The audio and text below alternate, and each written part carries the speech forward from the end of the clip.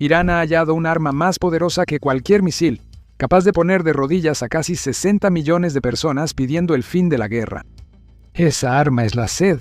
La guerra entre Estados Unidos, Israel e Irán, que comenzó el 28 de febrero, ya ha golpeado refinerías de petróleo, aeropuertos, centros de datos, hoteles de lujo y bases militares en todo el Golfo. La cobertura se ha centrado en el petróleo, ya que es lo que hace famoso al Golfo.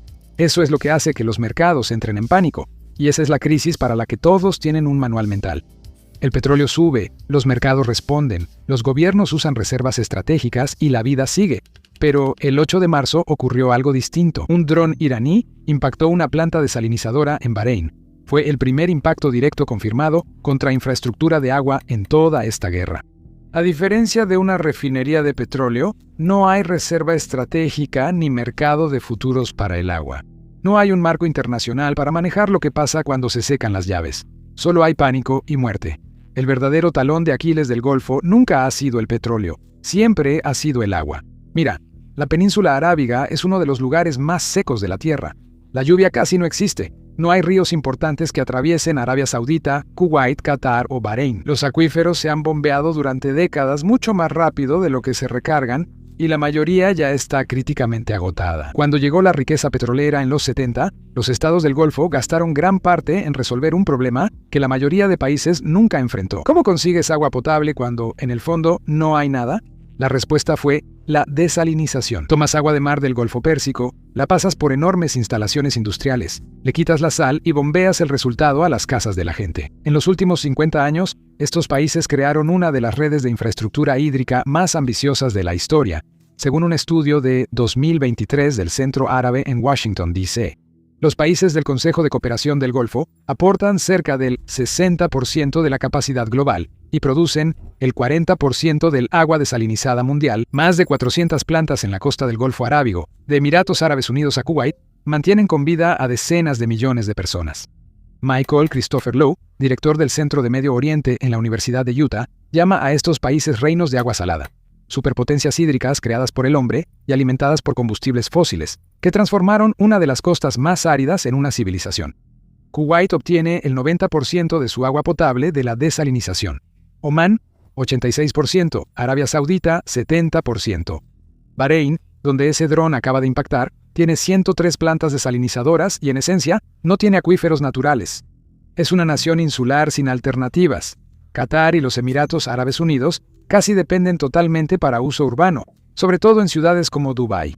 Salvo la desalinización, estas naciones no tienen planes ante la sequía. Ninguno. Esa es toda la cadena de suministro de agua para una de las regiones más pobladas y de rápido crecimiento, atravesando cientos de instalaciones industriales costeras ahora en una zona de guerra activa.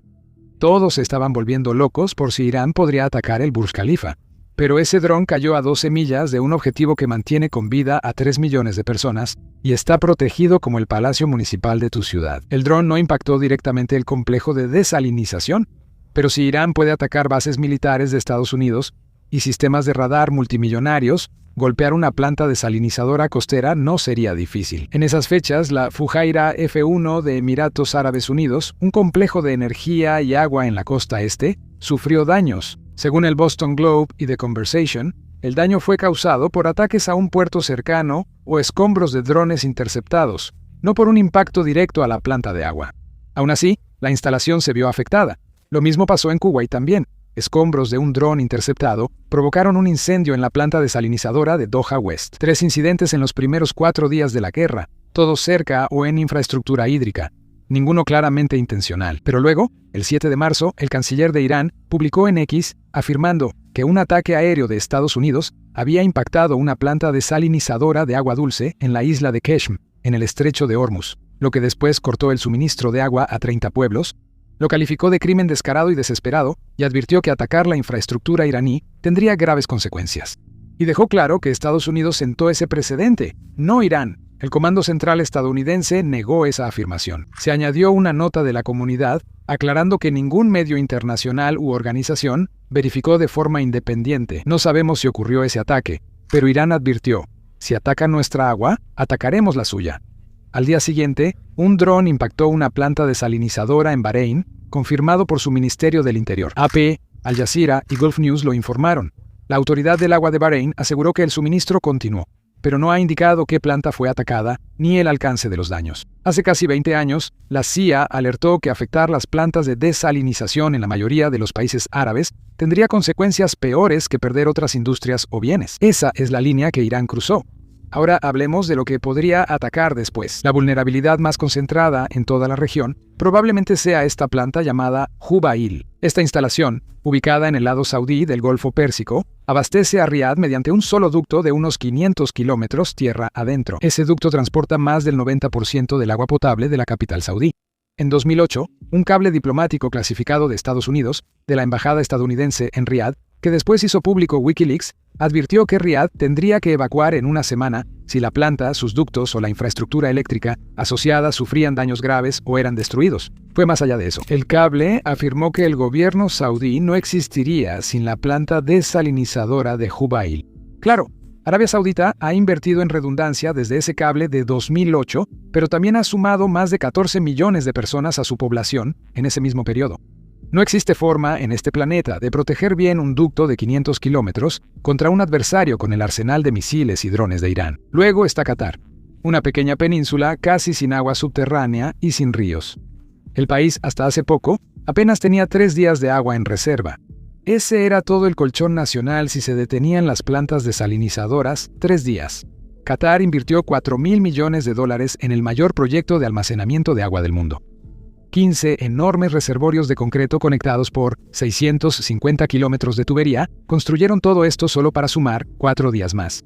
Qatar solo cuenta con 7 días de reservas, su máximo logrado. En cambio, los Emiratos Árabes Unidos han tenido mucho mejor desempeño. Nasir Al-Sayed, investigador ambiental de los estados del Golfo, afirma que Emiratos Árabes Unidos ha construido cerca de 45 días de almacenamiento de agua bajo su estrategia de seguridad hídrica 2036. Eso suena tranquilizador, hasta que recuerdas que los Emiratos Árabes Unidos interceptaron 113 de los 117 drones en un solo día, tan solo durante la segunda semana de combates. Los otros 4 cayeron dentro del país.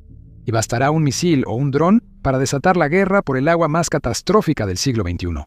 Por último, están los estados más pequeños, Bahrein y Kuwait, que son los más expuestos. Cuentan con reservas estratégicas mínimas y serían los primeros en sufrir una interrupción prolongada. Bahrein es una isla sin una fuente alternativa de agua, y su único respaldo es un ducto de agua desde Arabia Saudita. Si las plantas desalinizadoras dejan de funcionar y ese ducto se corta, Bahrein tiene exactamente una opción: evacuación total. Y esto es lo que hace que atacar el agua sea fundamentalmente distinto a atacar el petróleo. Que una refinería quede fuera de servicio es un problema económico. Duele, pero no mata a la gente. El agua sí. También vale la pena recordar que el país que está disparando contra estas plantas no tiene una razón real para temer que les hagan lo mismo, porque Irán solo obtiene alrededor del 3% de su agua de la desalinización. Pero eso no implica que Irán tenga abundancia de agua. Ya casi no tiene agua y apenas resiste. El lago Urmia, en el noroeste de Irán, alguna vez fue el lago más grande de Medio Oriente, pero imágenes satelitales recientes de la NASA muestran que prácticamente ha desaparecido. El lago ha perdido cerca del 90% de su volumen y ahora es prácticamente una planicie salina.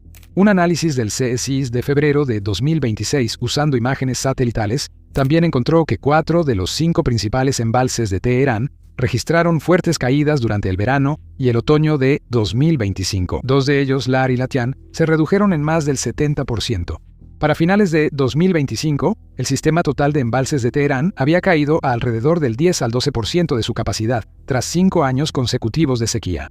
De hecho, hasta el suelo debajo de la ciudad literalmente se está hundiendo. El hundimiento del terreno en algunas partes de Teherán llega hasta 30 centímetros por año porque se ha extraído tanta agua subterránea de debajo de la ciudad que la tierra se está hundiendo en los huecos. En noviembre de 2025, el presidente Pezeshkian advirtió públicamente que si no llovía en Teherán para diciembre, la capital necesitaría racionamiento de agua y que la sequía continua podría, al final, obligar a evacuar la ciudad. Luego, en enero de 2026, semanas antes de que empezara esta guerra, Irán anunció oficialmente que estaba estudiando planes para reubicar la capital a la costa de Mekran, en el sur, donde por lo menos hay agua de mar cerca para desalinizar. El costo de la reubicación se estimó entre 77 y 100.000 millones de dólares. Eso es para una costa poco desarrollada, expuesta a amenazas y sin capacidad para un gobierno nacional. Además, Irán está en quiebra, pero quizá haya otra razón por la que Irán no ataque la infraestructura hídrica. Mira, a finales de 2025, un informe internacional del Middle East Forum propuso un marco para sacar a Irán del borde de un colapso total del agua. Se recomendó que Arabia Saudita y el Consejo de Cooperación del Golfo financiaran con dinero exportaciones de agua y experiencia en desalinización del Golfo. Todo estaba listo para ayudar a un país cuya capital estaría sin agua potable en semanas. Pero desafortunadamente, las relaciones entre Irán y los estados del Golfo ya estaban demasiado fracturadas y la desconfianza era demasiado profunda para que eso sucediera. Ahora, Irán es un país que entiende, a un nivel nacional muy profundo, lo que pasa cuando se acaba el agua, porque lo está viendo suceder dentro de sus propias fronteras, en tiempo real.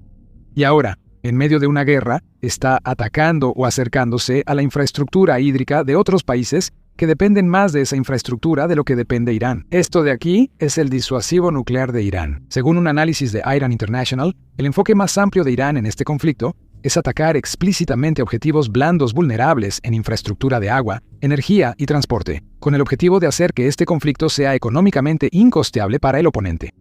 La primera interpretación es que el ataque a Bahrein fue intencional.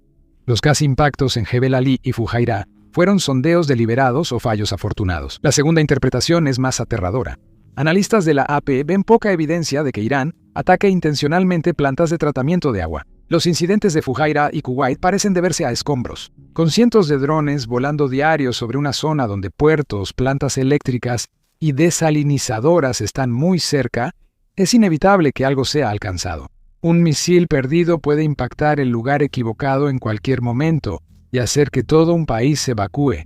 Lo empeora mucho el estrecho de Hormuz. Los estados del Golfo que más dependen de la desalinización también importan casi toda su comida. Bahrein, Kuwait, Qatar y Emiratos Árabes Unidos no producen suficiente comida y dependen de importaciones por los puertos del Golfo, ubicados en el estrecho cerrado. Si Hormuz sigue cerrado varias semanas, también habrá escasez de comida además de todo lo demás.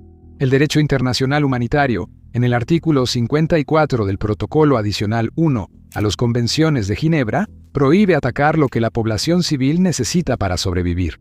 Las instalaciones de agua potable figuran explícitamente en esa lista. El Estatuto de Roma de la Corte Penal Internacional establece que atacar intencionalmente infraestructura civil de agua puede ser un crimen de guerra. Recordemos que al régimen islámico no le importan esas leyes. Acabamos de ver cómo disparan y ejecutan a miles de su propia gente en las calles. De hecho, esto pasa en casi todas las guerras.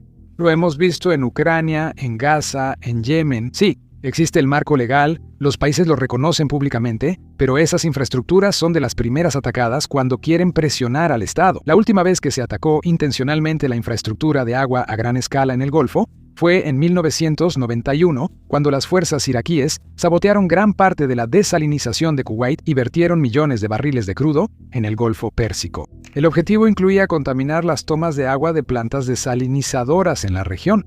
Kuwait casi se quedó sin agua potable. Las importaciones de emergencia mantuvieron viva a la población y la recuperación tomó años. Pero ese era un Kuwait más pequeño y con una economía más simple. Una interrupción similar hoy, en una región con decenas de millones de personas y ciudades que literalmente no pueden existir sin tratamiento de agua funcionando las 24 horas, sería una crisis de otro nivel. El petróleo construyó el Golfo, el agua desalinizada lo mantiene con vida. Y ahorita, ambos están en riesgo, al mismo tiempo, en el mismo conflicto. El mundo ha pasado 50 años modelando qué pasa cuando el petróleo deja de fluir, pero nadie tiene un modelo de qué pasa cuando el agua deja de fluir.